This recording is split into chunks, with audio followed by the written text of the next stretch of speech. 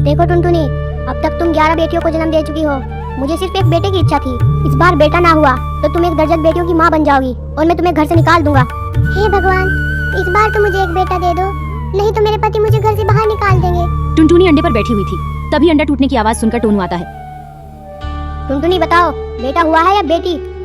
अरे तुम जवाब क्यों नहीं देती हो? तुम रो रही हो, इसका मतलब तुम्हें फिर से बेटी हुई है।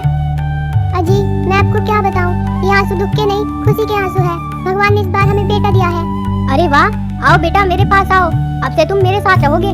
टुनटुनी मेरी बात सुनो, मैंने तुम्हें घर में इसलिए रखा हुआ था क्योंकि मुझे एक बेटा चाहिए था। अब तुम इन 11 बेटियों को लेकर इस घर से निकल जाओ। अजी मैं इन 11 बेटियों को लेकर कहाँ जाऊंगी? इनका पालन पोषण कैसे करूंगी? इनको कहाँ रखूंगी? मुझे कुछ नहीं सुनना है, बस तुम अभी के अभी यहाँ से निकल जाओ। ठीक है, जहाँ भगवान ले जाएगा मैं अपनी बेटियों को वहीं ले जाऊंगी। कोई ना कोई सहारा तो मिल ही जाएगा। आप हमारे बेटे का ख्याल रखना और इसे अच्छे से पढ़ाना। इतना कहकर टुनटुनी अपनी 11 बेटियों को लेकर घर से निकल जाती है। वो दिन भर जंगल में भटकती रहती है कि उसे रहने के लिए कोई आशियाना मिल जाए, लेकिन उसे कोई जगह नहीं मिलती। आखिर में वो एक घर का दरवाजा खटखटाती है, तभी एक चिड़िया बाहर निकल कर आती है। क्या काम है बताओ। बहन मुझे तुमसे एक मदद चाहिए। मेरे पति ने मुझे मेरी बेटियों के साथ घर से निकाल दिया है और मेरे पास रहने के लिए घर नहीं है। क्या मैं कुछ दिन तुम्हारे घर में रह सकती हूँ? कुछ दिन के अंदर मैं दूसरा घर ढूंढ लूंगी और फिर यहाँ से चली जाऊंगी। बहन मेरी मदद करो। अगर किसी के पास घर नहीं है तो उसे अपने घर में रखना मेरा ठेका नहीं है। और वैसे भी तुम्हारी इतनी सारी बेटियां हैं, मुझे इनसे अपना घर गंदा नहीं कराना। लेकिन तुम्हारे पास एक रास्ता है, बताओ ना बहन, मेरे पास क्या रास्ता है? मैं अपनी बेटियों को कहाँ लेकर जाऊँ? तुम अपनी बेटियों को अमेज़न के जंगल में ले जाओ। वहाँ पर कोई पक्षी नहीं रहता और तुम्हें घर बनाने के लिए बहुत जगह मिलेगी और तुम्हें वहाँ खाना भी मिलेगा। लेकिन वहाँ कोई पक्षी क्यों नहीं रहता और वहाँ कोई खतरा तो नहीं? हा। अरे वहाँ कोई पक्षी इसलिए ही तो नहीं रहता क्योंकि वहाँ रहने में बहुत खतरा है।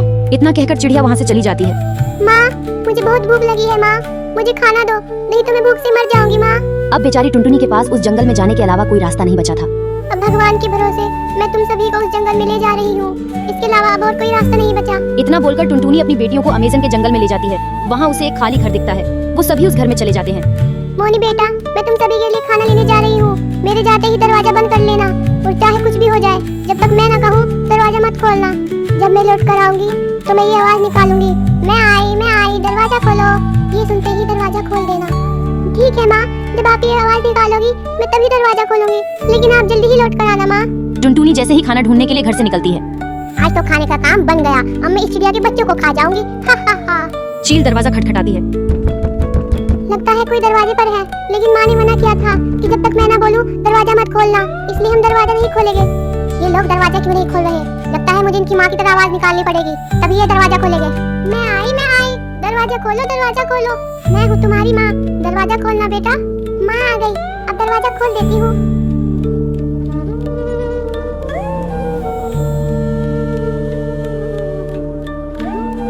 अरे तुमने मेरी माँ की आवाज निकालकर मुझसे दरवाजा खुलवा लिया। चली जाओ यहाँ से, नहीं तो मेरी माँ तुम्हें नहीं छोड़ेगी। तुम्हारी माँ मेरा क्या कर लेगी? अब मैं तुम सबको खा कर ही जाऊंगी। मुझे किसी तरह इसी बातों में लगा कर रखना पड़ेगा। हो सकता है तब तक माँ आ जाए। अगर तुमने मेरी किसी भी बहन को हाथ लगाया तो मैं ही तुम्हें मार डालूंगी। तुम बहुत बोल रही हो, सबसे पहले मैं तुम्हें ही खाती हूँ। जैसे ही चील मोनी को खाने के लिए आगे बढ़ती है, तभी टुनटुनी वहाँ आ जाती है। रुको चील, खबरदार, अगर तुमने मेरी बेटी को हाथ भी लगाया तुम मेरा क्या कर लोगी? मैं तुम्हारे सामने ही तुम्हारी बेटी को खाऊंगी। तभी टुनटुनी चील पर हमला कर देती है। दोनों में लड़ाई होने से चील की मौत हो जाती है और टुनटुनी घायल हो जाती है। मोनी बेटा, अब मेरे पास ज्यादा समय नहीं रहा।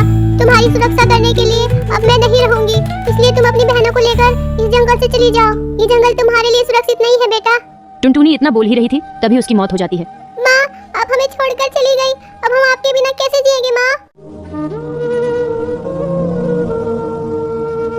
सभी बेटियां दुखी मन से उस जंगल को छोड़ देती हैं।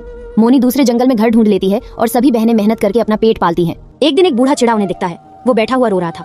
तभी मोनी उसके पास जाकर पूछती है, आपको क्या हुआ है? आप रो क्यों रहे हो? बेटा, आज मैं अपने बुरे कर्मों की सजा भुगत रहा हूँ। मैंने अपने बेटे के खातिर अपनी पत्नी और अपनी बेटियों को घर से निकाल दिया था, और मैंने जैसे ही उसकी शादी की, उसने अपनी पत्नी के खातिर मुझे घर से निकाल दिया। पिताजी, मैं आप ही की बेटी हूँ, आप फिक्र ना करो, आप हमारे साथ चलो। बेटी, मुझे माफ कर दो, मैंने तुम सबको घर से निकालकर तुम्हारे साथ बहुत गलत किया था। पिताजी, आप हमसे माफी ना मांगो, आप हमसे बड़े हैं, चलो आप हमारे साथ चलो। इतना कहकर मोनी अपने पिता को अपने साथ ले आती है और वो सभी मिलकर खुशी से साथ में रहने लगते हैं।